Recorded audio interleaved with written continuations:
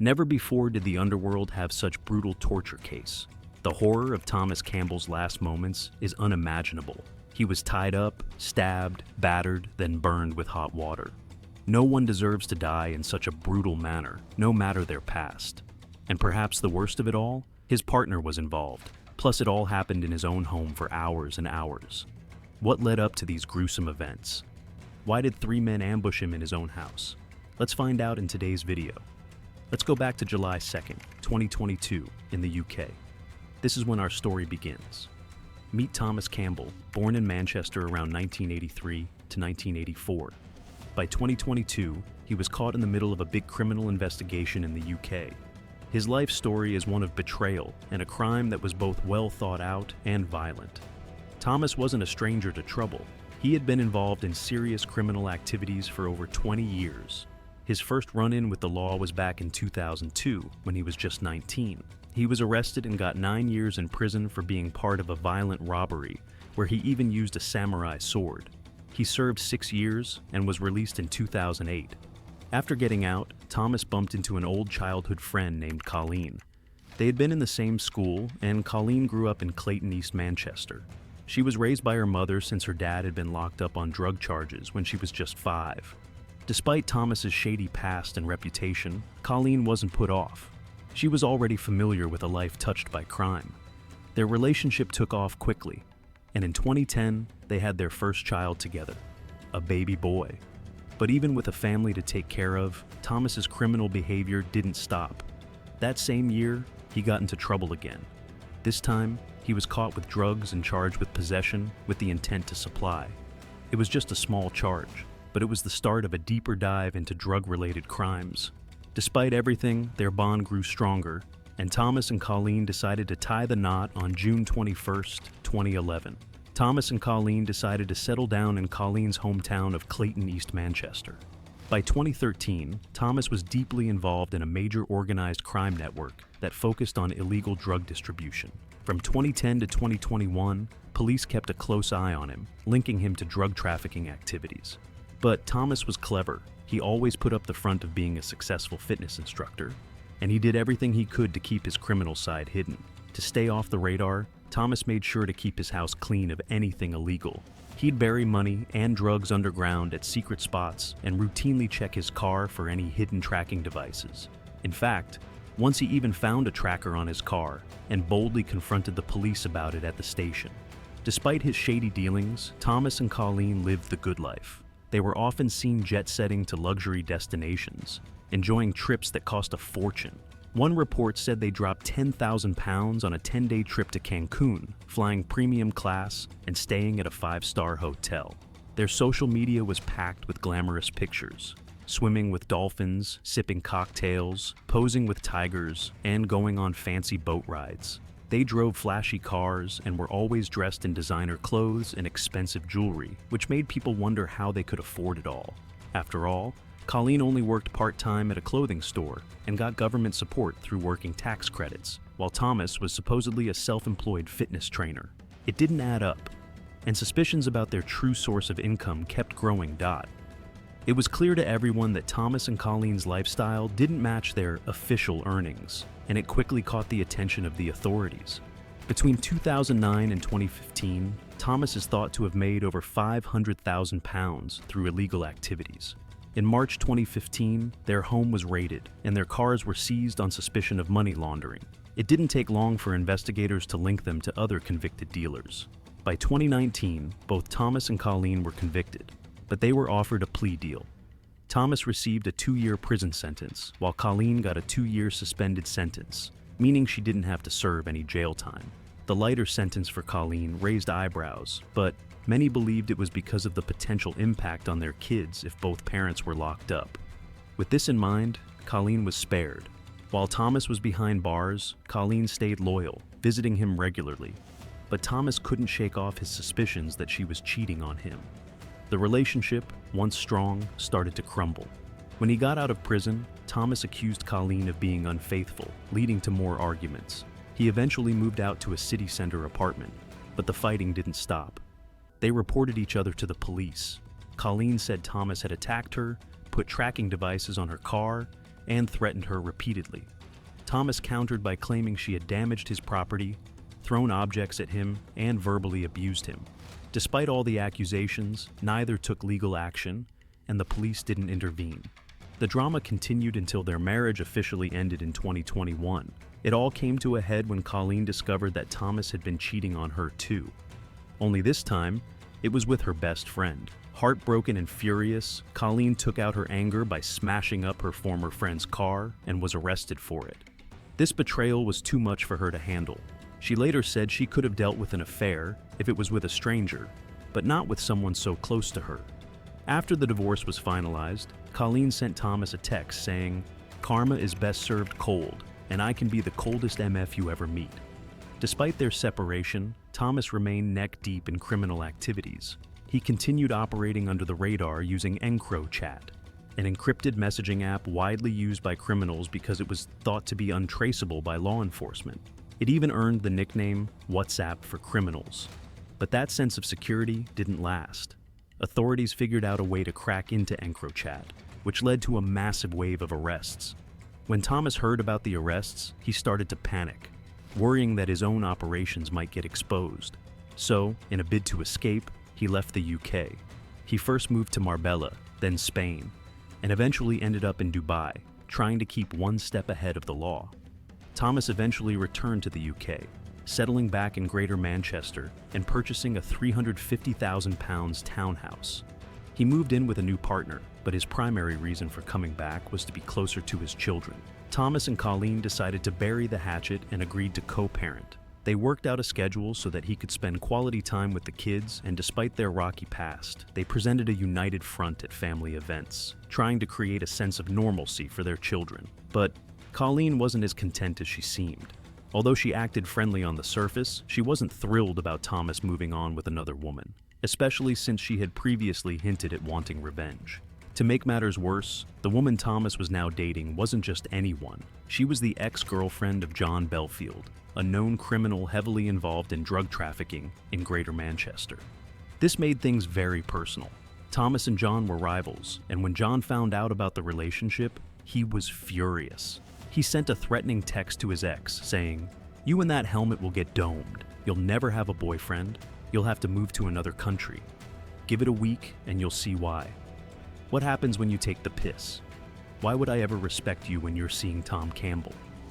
Both John and Colleen wanted revenge. Colleen felt betrayed, and John saw an opportunity to punish both his ex and his competitor, Thomas.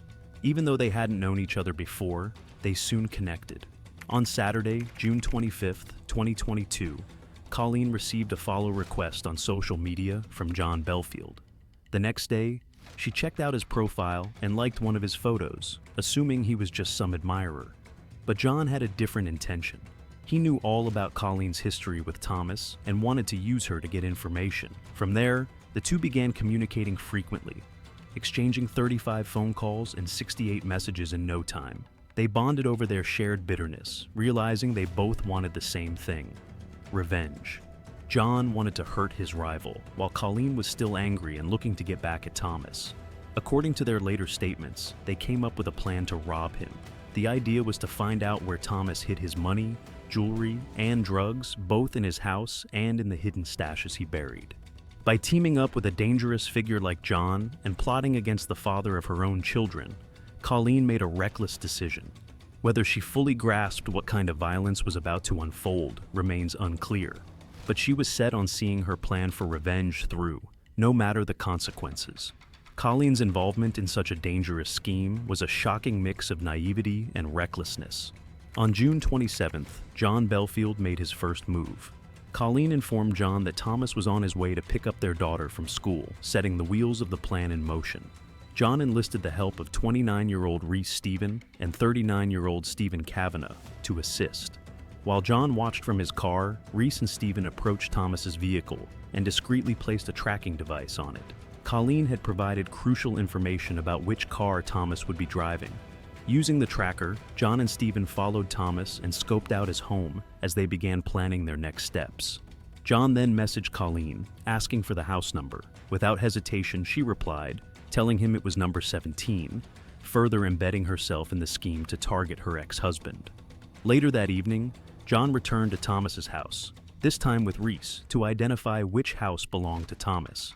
Although Colleen and John had yet to meet in person, that changed when they arranged to meet near her beauty salon. Colleen stepped out of her business to meet John on a nearby street where they both sat in her vehicle. During this meeting, John showed Colleen his phone, displaying Thomas's real-time location, thanks to the tracking device now on his car. Though the exact details of their conversation remain unknown, what followed left no doubt that John had a plan, and Colleen, at the very least, was aware of it. That same night, John and Stephen returned to Thomas's home and waited for him to come back. At 11:26 p.m., they watched as Thomas unlocked his front door. Moments later, John sent a chilling message to Colleen. Tomorrow. The plan was set. The next day, June 30th, John and his team arrived at Thomas's house, ready to ambush him and force him to reveal where he kept his money. However, the attempt fell apart. Instead of going inside his house as expected, Thomas took his dog out for a walk, causing the conspirators to call off their move. Their break didn't last long. Thomas was tracked again just 2 days later, on July 2nd, 2022. This time, John was determined not to fail. But John's careful planning hit another roadblock. Stephen Kavanagh, the designated driver for the operation, was unreachable.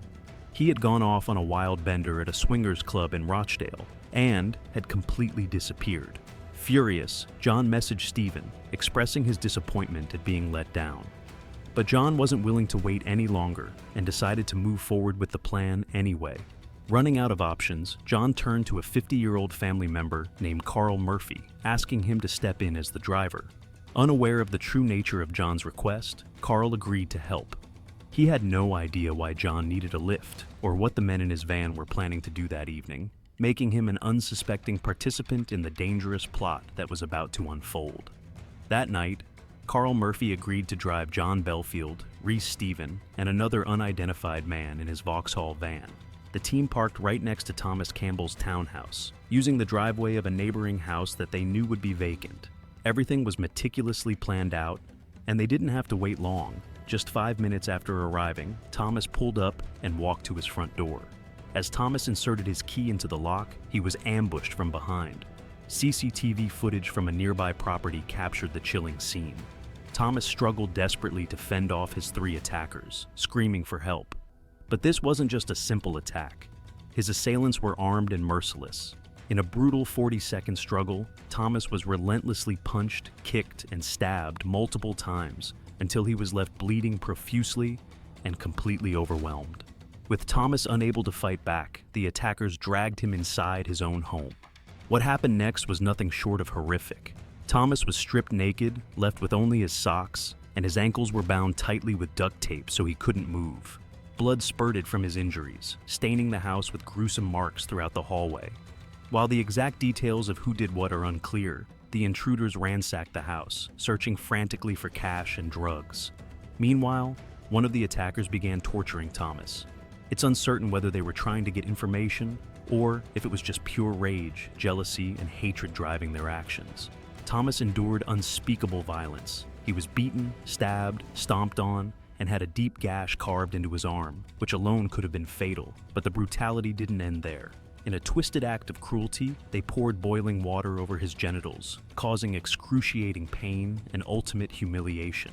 They flipped him over and did the same to his buttocks. For 2 agonizing hours, the attackers subjected Thomas to a staggering 61 different injuries, turning his home into a torture chamber.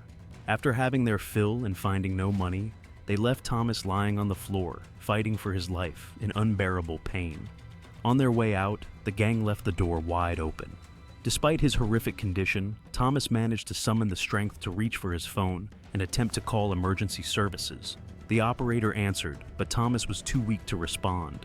The emergency operator desperately tried to coax a sound or any indication of life from Thomas, but it was no use.